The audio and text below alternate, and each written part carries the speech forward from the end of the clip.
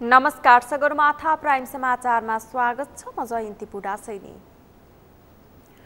नमस्कार, म पुष्पा श्री कार्की। सुरुमा अहिलेसम्मका मुख्य समाचार।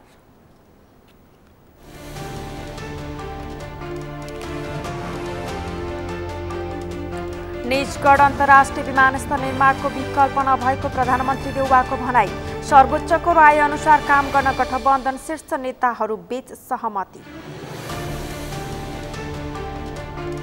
किसानलाई मोल दिन नसकेको भन्दै एमालेद्वारा कृषि मन्त्री यादवको राजीनामा माग। सरकार विरुद्ध कडा आन्दोलन गर्न किसान महासंघलाई ओलीको निर्देशन। सत्ता केन्द्रित दलहरूको जोड घटाउले सरकार सञ्चालनमा तकारो। व्यक्तिगत स्वार्थ हावी हुँदा हरेक दलमा खिचलो। राजनीतिमाथि दुर्व्यसन भएको विश्लेषकको भनाई। संसदमा सांसदहरूको उपस्थिति फितलो। गणपूरक संख्या पुग्न धौधौ। जिम्मेवारी र कर्तव्य पालनामा बेवास्ता। विचाराधीन विधेयकको चाल।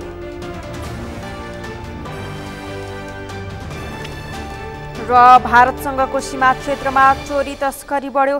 सशस्त्र प्रहरीको उपस्थिति बढाए पनि न्यूनीकरण भएन। प्रहरीमाथि मिलेमतो गरेको आरोप।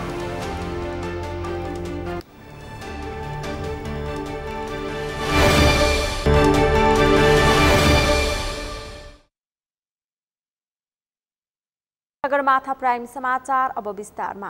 प्रधानमन्त्री शेरबहादुर देउवा लगायत सत्तारूढ गठबन्धनका शीर्ष नेताहरूबीच सर्वोच्च अदालतको पूर्ण पाठमा दिएको राय अनुसार काम गर्न सहमत भएका छन्। असार 15 गते जारी गरिएको अदालतको राय अनुसार कमभन्दा कम रुख मासेर निजगढ अन्तर्राष्ट्रिय विमानस्थल बनाउन दलका शीर्ष नेताहरूबीच सहमति भएको बताइएको छ। बाराबाट जितलाल श्रेष्ठको रिपोर्ट।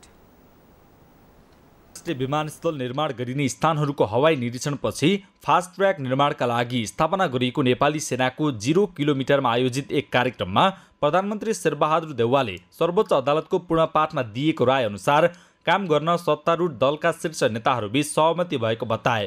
असार 15 गते जारी गरिएको अदालतको राय अनुसार कमभन्दा कम रुख मासेर निजगढ अन्तर्राष्ट्रिय विमानस्थल बनाउन दलका शीर्ष नेताहरूबीच सहमति भएको उनले बताए। हाल सञ्चालनमा रहेको एकमात्र त्रिभुवन अन्तर्राष्ट्रिय विमानस्थलले मात्र हवाई सेवालाई धान्न नसक्ने भएकाले आजको विकास पनि आधुनिक युगमा हवाई मार्गबाट नै विश्वसँग हरेक किसिमको निरन्तर सम्बन्ध, व्यापार, पर्यटन, रोजगारी लगायतको अन्तर्राष्ट्रिय पहुँचमा लैजान निजगढ अन्तर्राष्ट्रिय विमानस्थल निर्माण बाहेक अर्को विकल्प नभएको पनि उनले बताए। सुरुमा 2वटा रनवे सहित आवश्यक निर्माण प्रक्रिया कार्य अघि बढाउँदै छिट्टै काम थाल्ने पनि प्रधानमन्त्री देउवाले बताए।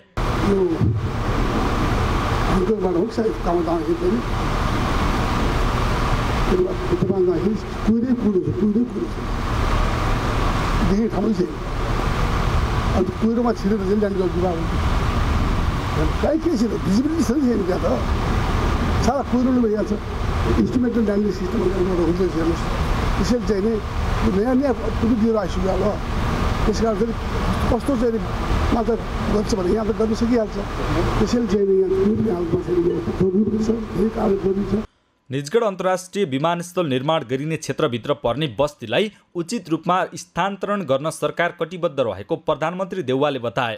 तर नाजायज माग राखेर विकासलाई अन्यलतातर्फ नढकेल्न समेत गठबन्धनका नेताहरूले सरकारवालाहरूलाई आग्रह गरेका छन्। हामीले फास्ट ट्र्याक निर्माणको प्रक्रियामा त्यसलाई अगाडि बढाइसकेका छौँ। त्यो फास्ट ट्र्याक बनाउनुको औचित्य निजगढ एयरपोर्टसँग जोडिएको छ। यदि यहाँ निजगढ एयरपोर्ट समयमा बनाउने प्रक्रिया अगाडि बढेन भने हामीले अरबौँ लगानी गरेको फास्ट ट्र्याकको त्यति औचित्य हुने छैन। त्यस दृष्टिले पनि हामीले निजगढ एयरपोर्टलाई बुझ्न जरुरी छ, किनकि फास्ट ट्र्याक नजर गरेर गरिएको यो कुरा पनि हामी सबैले मनन गरेकै कुरा छ। सर्वोच्च अदालतका माननीय न्यायाधीशज्यूहरूले गर्नुभएको फैसलाको निचोड हेर्दाखेरि हामीले यहाँ विमानस्थल बन्दैन कि अदालतले रोक्यो कि भन्ने खालको जुन आशंका छ, त्यो आशंकाबाट हामी मुक्त हुनुपर्ने आवश्यकता छ। किनभने यहाँ गरिएको आदेशमा एउटा कुरा के छ भने हवाई उडानलाई व्यवस्थित, भरपर्दो, सुरक्षित र अन्तर्राष्ट्रिय स्तरको सुविधा सम्पन्न अन्तर्राष्ट्रिय विमानस्थल नेपालमा बनाउन आवश्यक रहेको ठहर गरेका छ। त्यसले के हो भन्दाखेरि एउटा वर्ल्ड स्ट्यान्डर्डको एयरपोर्टको आवश्यकता छ।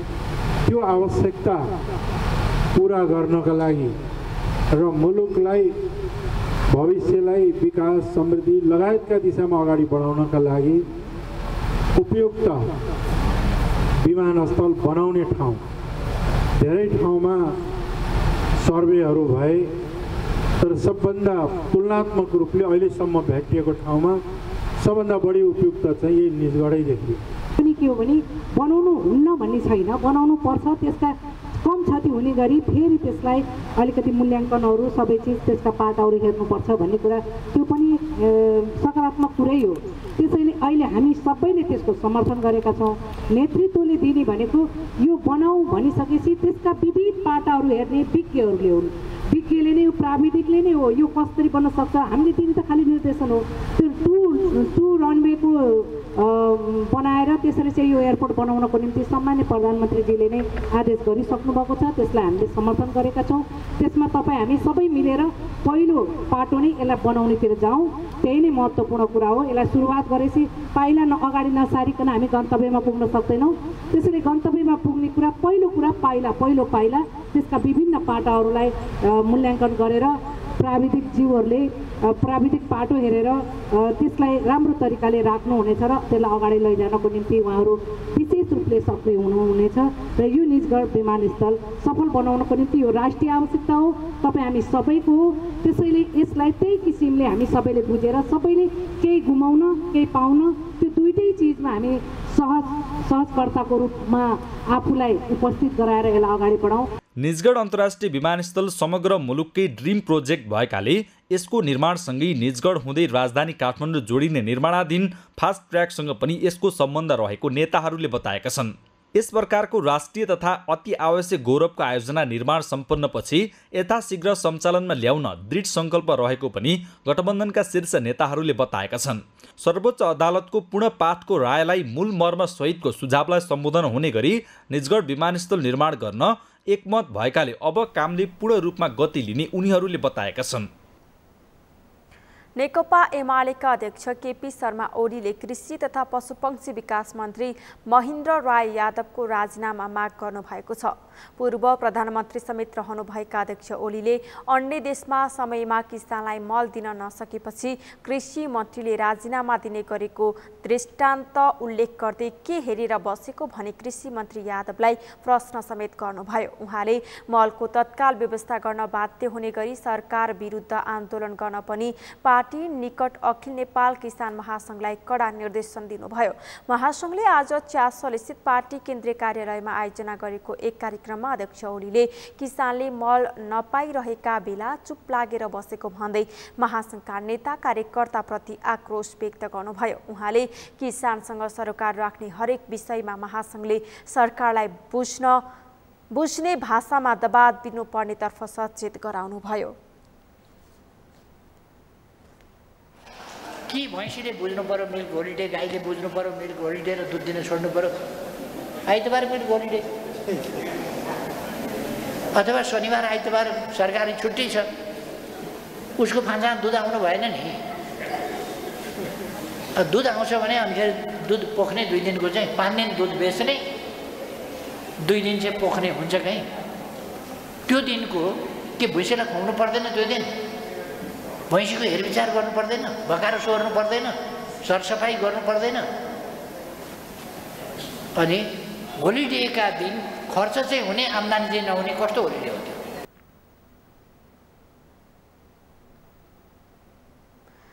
अध्यक्ष ओलीले आफूले सरकार छोडेको 1 वर्षमै 49 अर्ब चामल आयात गरेको भन्दै सरकारप्रति असन्तुष्टि व्यक्त गर्नुभयो। उहाँले कृषि प्रधान देशमा पनि उर्वर जमिन भएको देशमा चाहिँ 1 वर्षमा ठूलो परिमाणमा चामल आयात गर्नु अशोभनीय भएको बताउनुभयो। अध्यक्ष ओलीले 60% भन्दा बढी जनसङ्ख्या कृषिमा आधारित भएको देशमा हामी किन खाद्यान्नमा आत्मनिर्भर हुन नसकेको भनी सरकारलाई प्रश्न समेत गर्नुभयो।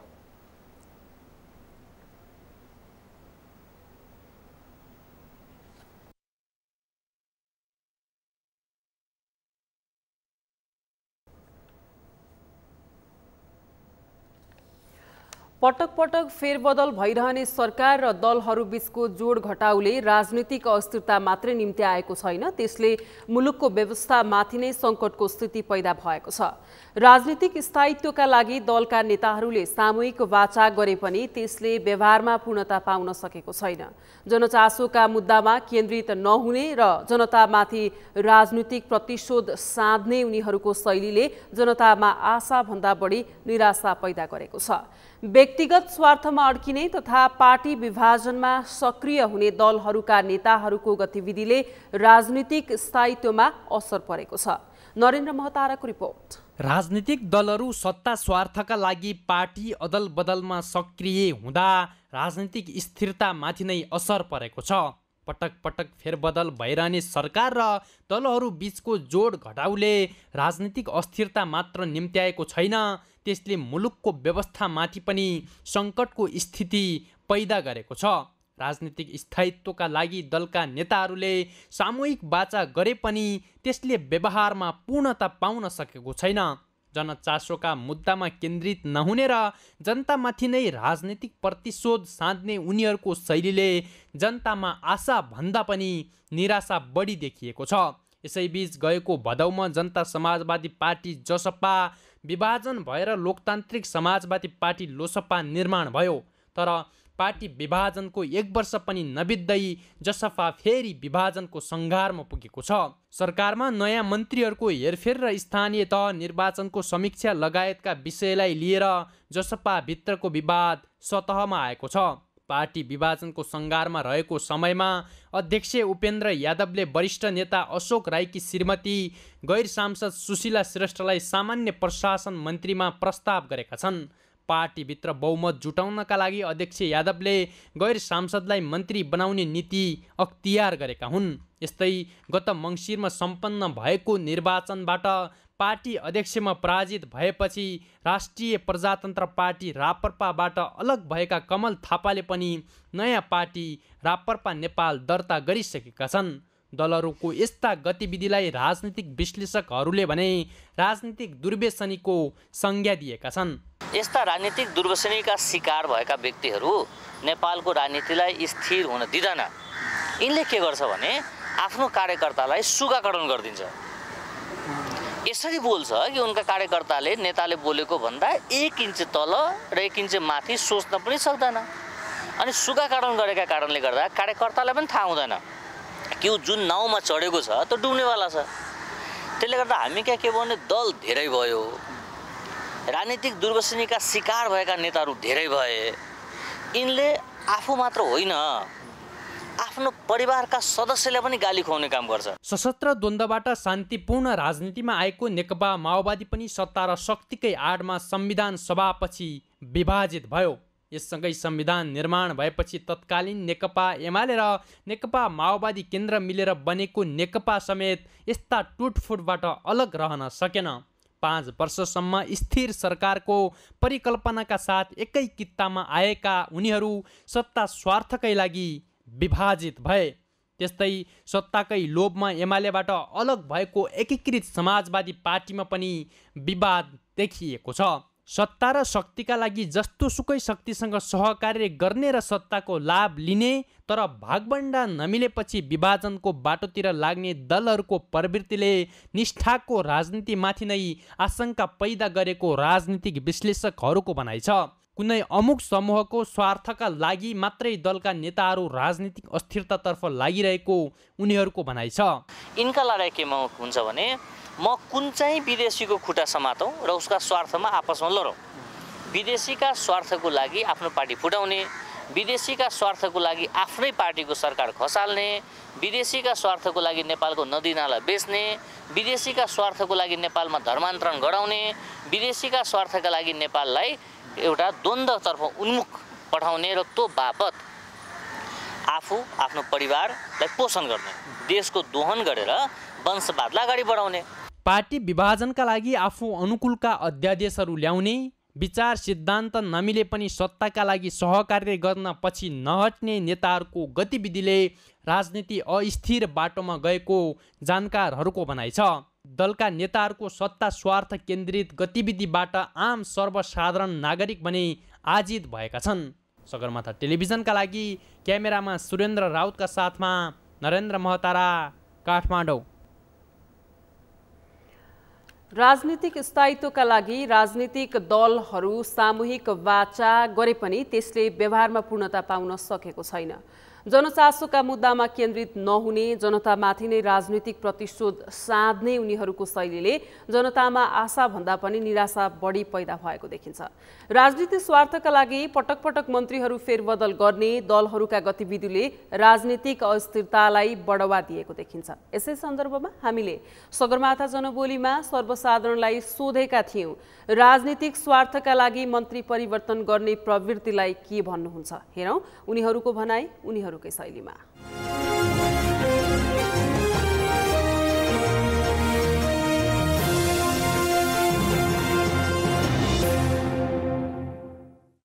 पहिलो कुरा त मलाई यो मन्त्री फेरेकै मन परेन। आफ्नो आफ्नो मान्छे राखेर, आफ्नो आफ्नो मान्छे घुसाएर राज्यको ढुकुटी सकिन्छ जस्तो मलाई लाग्छ। अहिले जुन मन्त्री भइरहेछ उहाँहरूले सोचेको कुरा पछि अर्को मन्त्री फेरिँदाखेरि त्यो काम पुरा हुन्छ जस्तो लाग्दैन मलाई।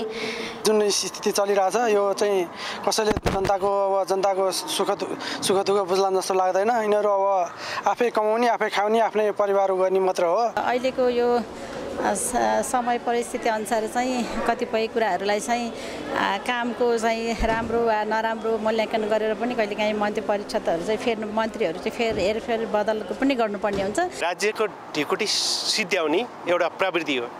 र अर्को कुरो के छ भने पटक पटक राजनीति दलहरूमा एकले अर्कालाई मन्त्री बनाउने अनि फेरि मिल्दैन अनि एकले अर्कालाई मन्त्री बनाउने कुराहरू चाहिँ यिनीहरूको पहिला नै भागभण्डा, अनि भागभण्डा यदि मिलेन भनेदेखि आन्दोलन गर्ने, आफूले खान पाइएन भने सडकमा उत्रिने, खान पाइयो भने हात बाँधेर मजाले बस्ने। पटक पटक मन्त्री परिषद पुनर्गठन भन्ने कुरालाई चाहिँ हाम्रो पार्टीले जो पार्टीको निर्णय छ नि त्यो पार्टीको निर्णयलाई मान्नुपर्छ भन्ने मान्यता हो। पहिलो कुरो भागभण्डा हो। अब यो पार्टीमै तपाईँको भागभण्डाको अब जुनसुकै पार्टी होस् त्यो परिपाटी नै त्यही छ कि अब कति महिना कुन व्यक्तिले मन्त्री पद पाउने र सेवा सुविधा लिने र अर्को नियुक्ति हुँदाखेरि पनि त्यही सेवा सुविधा लिने हो। अब देशको ढुकुटी रित्ताउनको लागि मन्त्री हुने फेरिने कुराले जनताको समस्या समाधान गर्ने उचित बाटो लिन्छ जस्तो लाग्दैन।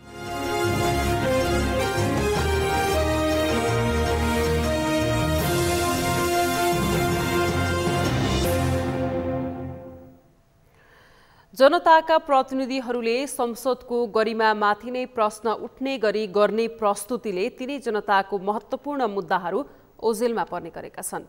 आफ्नो कर्तव्य र जिम्मेवारीबाट सांसदहरू पन्छिँदा त्यसको प्रभाव सर्वसाधारण नागरिकमा परेको छ।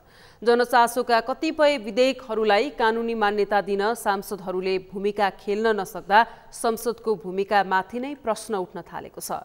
संसदको 5 वर्षे कार्यकाल सकिँदा समेत कतिपय विधेयकहरू संसदमा विचाराधीन अवस्थामै रहने गरेका छन्। नरेन्द्र महताराको रिपोर्ट। संसदमा विधेयकमाथिको छलफलपछि आवश्यक विधेयक पास भएसँगै ती विधेयकहरू कानुनका रूपमा लागू हुन्छन्। तर सङ्घीय संसदको बैठकमा आम मानिसका चासोका रूपमा रहेका कतिपय विधेयकहरू कानुनी रूपमा पारित हुन सकेका छैनन्। विधेयकमाथिको छलफल भन्दा पनि अनावश्यक छलफलमा सांसदहरूले समय खर्चिँदा लामो समयसम्म विधेयक संसदमै विचाराधीन अवस्थामा थन्किएका छन्। नेपाली नागरिकता ऐन 2063लाई संशोधन गर्न ल्याइएको नागरिकता विधेयक 2075 4 वर्षदेखि संसदमा विचाराधीन अवस्थामा रहेको छ। प्रतिनिधि सभाको 5 वर्षे कार्यकाल बित्न लाग्दा पनि त्यो विधेयकले कानुनी मान्यता पाउन सकेको छैन। विधेयक पारित नहुँदा जन्मको आधारमा नेपाली नागरिकता लिएका नेपाली नागरिकका सन्तान नागरिकताबाट वञ्चित भएका छन्।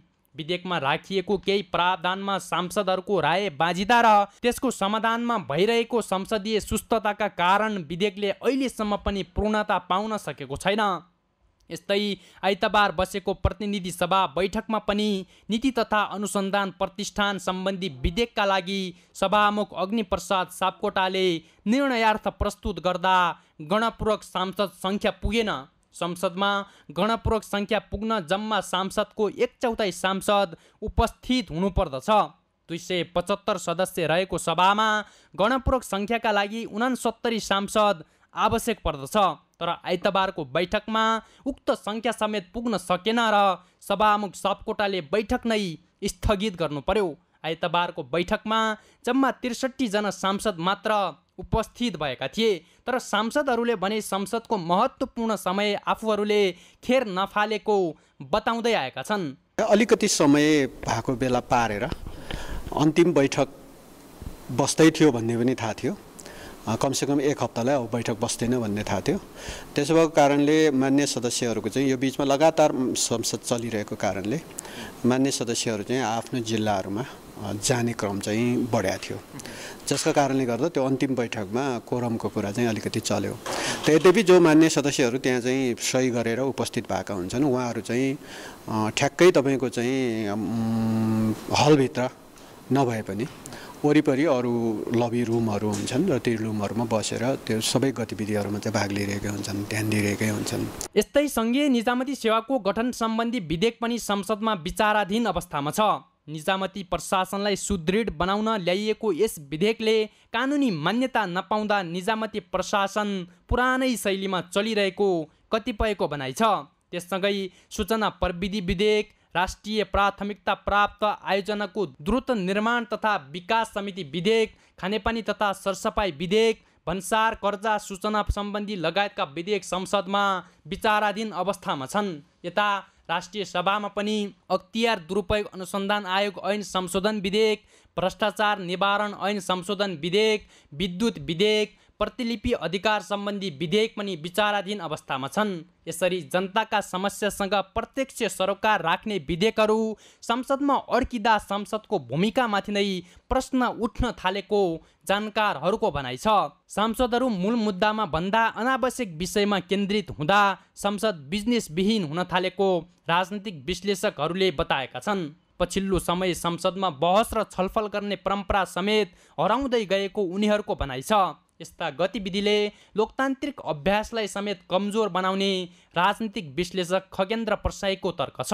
लोकतान्त्रिक अभ्यासमा छलफल, संवाद, तर्क वितर्क गर्ने कुराले कम ठाउँ पाएपछि संसदले पनि स्वतः कम ठाउँ पाउँछ। तपाईँले अहिले हेर्नुभयो भने हरेक ठुला राजनीतिक दलमा केन्द्रीय कमिटीमा छलफलको स्थान एकदम के छ, कम छ है। छलफलको स्थान कम भएको हुनाले ती केन्द्रीय कमिटीहरूकै परम्परा संसदमा पनि सरेर जान्छ। पार्टीहरूभित्रको लोकतान्त्रिक अभ्यास कमजोर भएका कारणले त्यो संसदमा पनि प्रतिबिम्बित भएर देखिन्छ क्या। त्यसैले जब लोकतन्त्र पार्टीभित्र जीवन्त हुन्छ स्वतः त्यसले जीवन्त लोकतन्त्रको संसदमा जीवन्त लोकतन्त्रको माग गरिहाल्छ र स्वतः अभ्यासमा त्यसलाई ट्रान्सलेट गरिहाल्छ। जनचासोका विषयमा सरकार राख्ने संसद सुस्त र भूमिका विहीन हुँदा त्यसको प्रत्यक्ष प्रभाव सर्वसाधारण नागरिकमा पर्ने गरेको छ। यस्ता अनेकौं समस्याबाट जनतालाई राहत दिन जनताकै प्रतिनिधि लचक र जागरुक हुनु आवश्यक छ। सगरमाथा टेलिभिजनका लागि क्यामेरामा सुरेन्द्र राउतका साथमा नरेन्द्र महतारा, काठमाडौँ। सगरमाथा प्राइम समाचारमा अब पालो विश्रामको। विश्रामपछि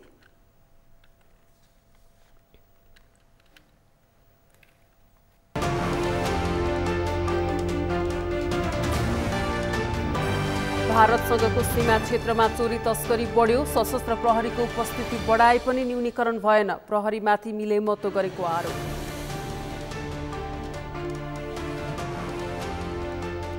काठमाडौँ भ्यू टावरको निर्माण सुस्त, 7 वर्षसम्म पनि गति लिन सकेन। ठेकेदार कम्पनीको लापरवाहीप्रति स्थानीयको आक्रोश। र भारतको मणिपुरमा पहिरोमा पुरिएर 18 जनाको मृत्यु, 50 भन्दा बढी बेपत्ता, 18 घाइतेको उपचार हुँदै। निरन्तरको वर्षाले उद्धारमा कठिनाई।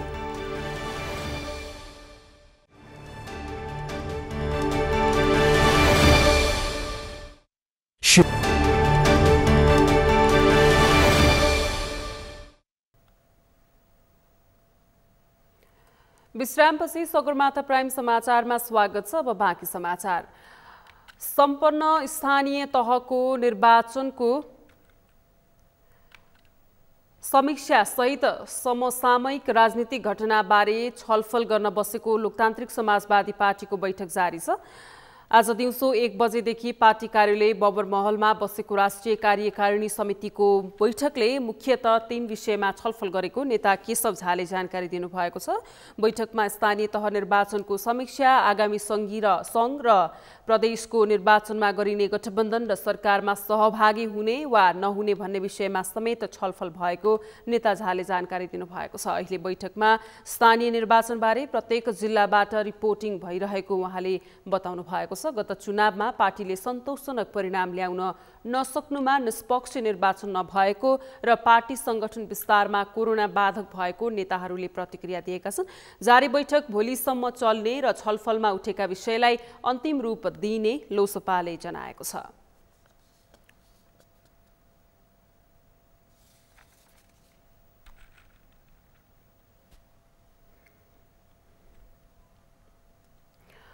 सरकारले सीमा सुरक्षा तथा चोरी तस्करी नियन्त्रणका लागि भारतसँगको सीमामा सशस्त्र प्रहरीको संख्या बढाए पनि कैलालीमा चोरी तस्करी नियन्त्रणमा आउन सकेको छैन। कैलालीमा 3 वटा मात्रै बीओपी रहेकोमा पछिल्लो 3 वर्षको अवधिमा बीओपीको संख्या 18 पुर्याइएको छ। तर बीओपी स्थापना पछि पनि तस्करी न्यूनीकरणमा सुधार आउन सकेको छैन, जसका कारण सीमा सुरक्षामा खटिएका सशस्त्र प्रहरीमाथि मिलेमतोमा चोरी तस्करी बढेको आरोप लागेको छ। कैलालीबाट दिनेश विष्टको रिपोर्ट। जिल्लामा सशस्त्र प्रहरीका 3 वटा मात्रै बोर्डर आउटपोस्ट बीओपी स्थापना गरिएका थिए। सो बेला सादा पोशाकमा प्रहरी र सशस्त्र प्रहरी तस्करी नियन्त्रणका लागि खटिने गरेका थिए। सादा पोशाकका प्रहरी तथा सशस्त्र प्रहरीले तस्करहरूबाट मासिक रूपमा रकम लिने आरोप लाग्न थालेपछि सशस्त्र प्रहरी निरीक्षक तथा नायब निरीक्षकको कमान्डमा बीओपी स्थापना भएका छन्। जिल्लामा रहेको 101 किलोमिटर खुल्ला सिमाना क्षेत्रमा अहिले 18 वटा सशस्त्र प्रहरीका बीओपी छन्। तर यी बीओपी स्थापना पछि पनि अवैध सामान तस्करी नियन्त्रण हुन सकेको छैन। बीओपी स्थापना पछि पनि तस्करी नियन्त्रण नभएको भन्दै स्थानीयले बीओपीको औचित्यमाथि प्रश्न उठाउन थालेका छन्। अहिले तस्करीको त धेरै ठुलो छ, बिगबिगी छ हजुर हैन। चोरी छिपी पनि मोटरहरू पोखरीका यिनी के अरे सोलार यिनीहरू पनि धेरै चोरी भए। अहिले पनि यहाँ भन्ने भने रात दिनै तस्करी निस्किरहेका छन्, तर सीमाले यस्तो काम गरेका छैन। अहिलेसम्म रोकथाम गर्न सकेका छैन यिनीहरूले। बीओपी स्थापना भएपछि अरू बढी चोरी छिमेटी र यो भएको बीओपी राखेपछि नै हो। पहिला चाहिँ अब घुम्माहरू आउँथे, उनीहरूले चाहिँ उनीहरूको धेका उसीमा अलिकति डर थियो। अब अहिले त यिनीहरूले नै अब लाइन गरे आउन्। यहाँ त अब के कस्तो हो त्यो थाहा भएन। अब मिलो मात्रै भन्दा पनि ड्युटी त यिनीहरूले दिएकै छौँ भन्छ न, होइन सर हामीले पनि पटक पटक भनेकै हौँ। तर अहिले पनि अब सीमा भएकै बेला पनि यसरी दिन दिहाडी अब मान्छे गाडी मोटर चलेका छन्, माल पास निकालेका छन्, साइकल हिँडेका छन्। अब यस्तो चाहिँ यो जानी बुझी गरेर त होला भन्ने शङ्का हो। अहिलेको अवस्थामा हेर्दाखेरि चोरी चाहिँ भइरहेको छ होइन। यो ब्युरो राख्नुभन्दा अगाडि चाहिँ अलि कम हुन्थ्यो। अहिले यो राखेपछि चाहिँ धेरै भएको छन्। दिनको दिनै मोटर लगेको यहाँ सूचना हुन्छ, हल्ला छ धेरै। त्यस्तै अब सुरक्षा एकदम कडा गर्नुपर्छ।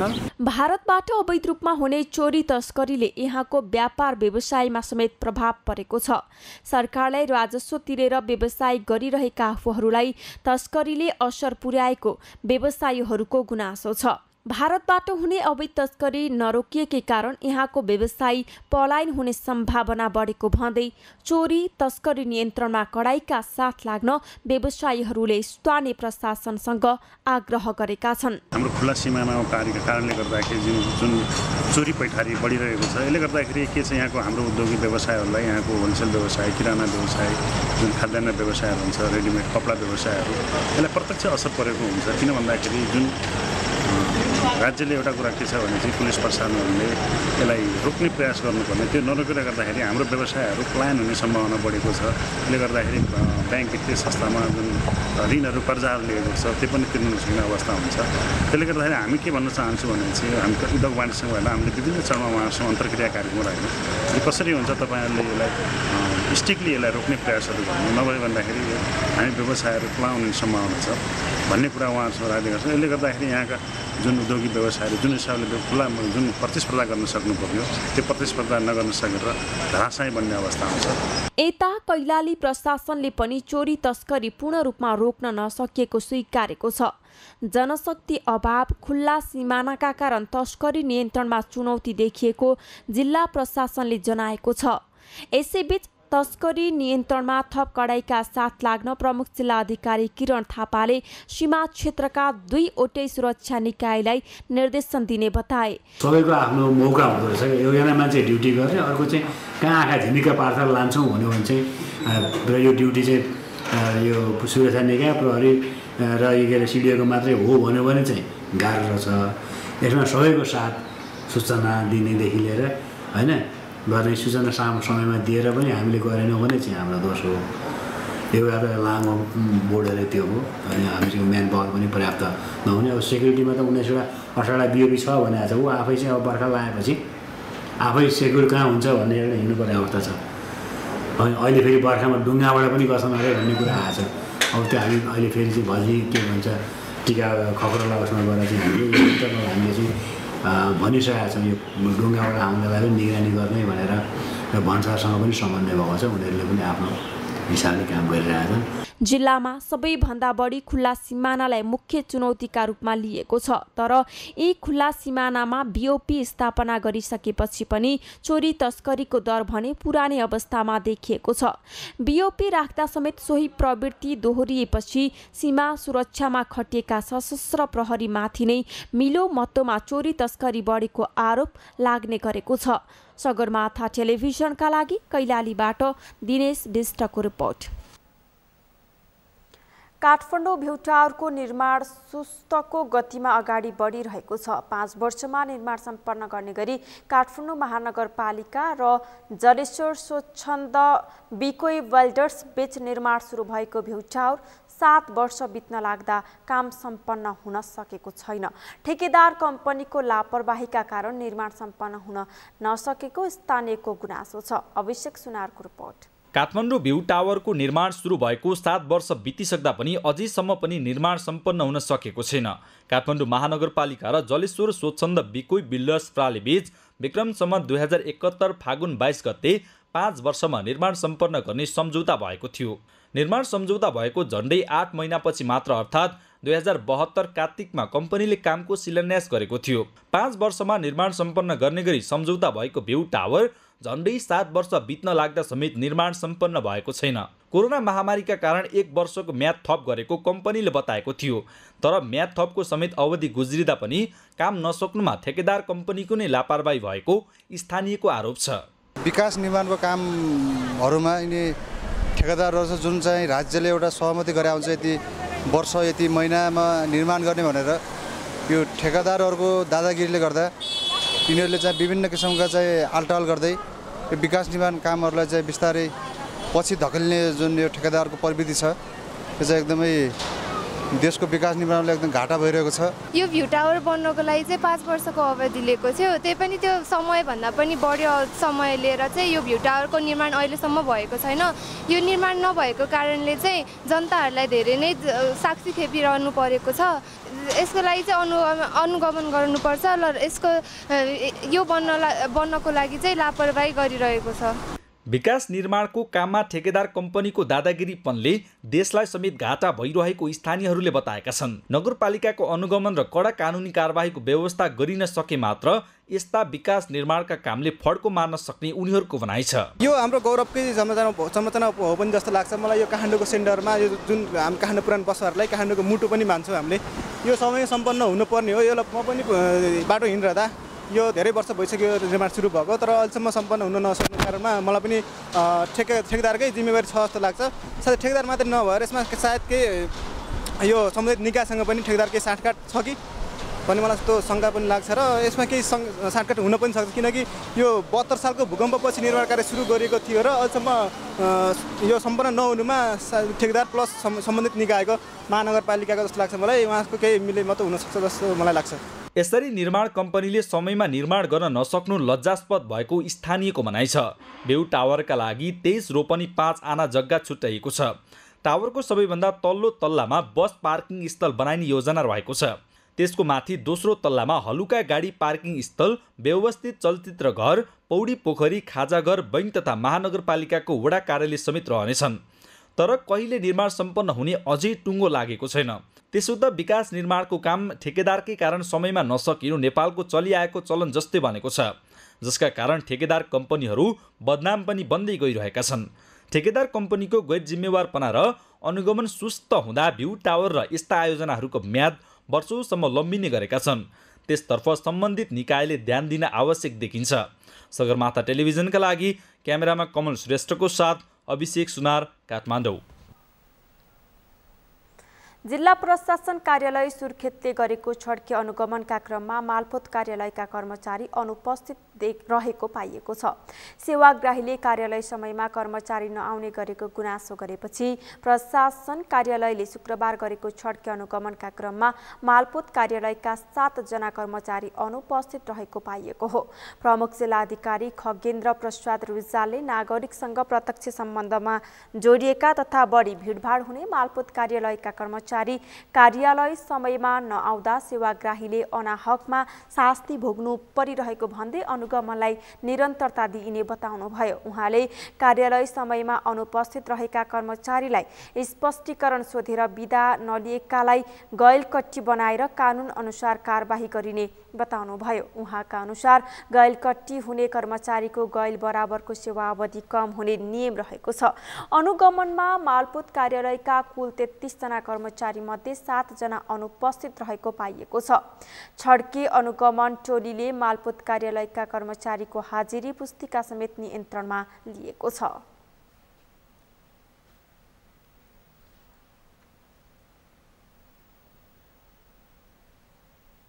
सगरमाथा प्राइम समाचारमा एकैछिन विश्रामपछि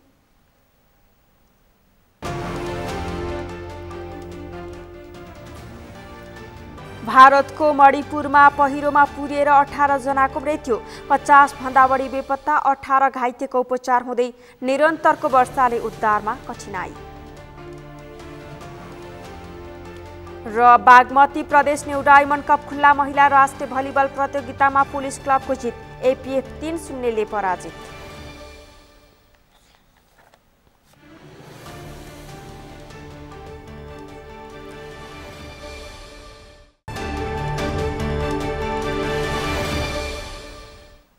अब पालो अर्थ समाचारको।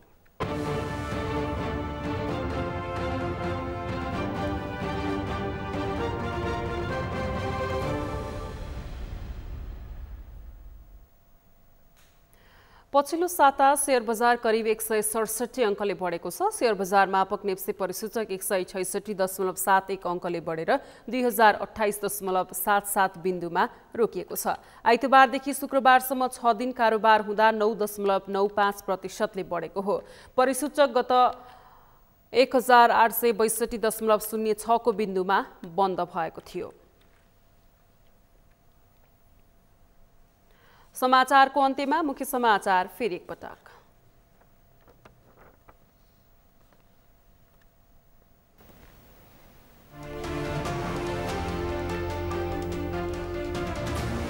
निजगढ अन्तर्राष्ट्रिय विमानस्थल निर्माणको विकल्प नभएको प्रधानमन्त्री देउवाको भनाई। सर्वोच्चको राय अनुसार काम गर्न गठबन्धन शीर्ष नेताहरूबीच सहमति।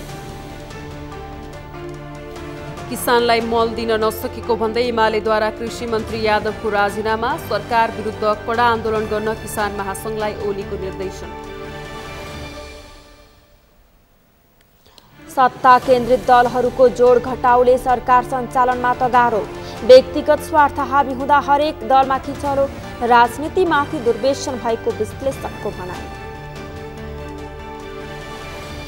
संसदमा सांसदहरूको उपस्थिति फितलो। गणपूरक संख्या पुग्न धौधौ। जिम्मेवारी र कर्तव्य पालनामा बेवास्ता। विचाराधीन विधेयकको चाल। र भारतसँगको सीमा क्षेत्रमा चोरी तस्करी बढ्यो। सशस्त्र प्रहरीको उपस्थिति बढाए पनि न्यूनीकरण भएन। प्रहरीमाथि मिलेमत गरेको आरोप।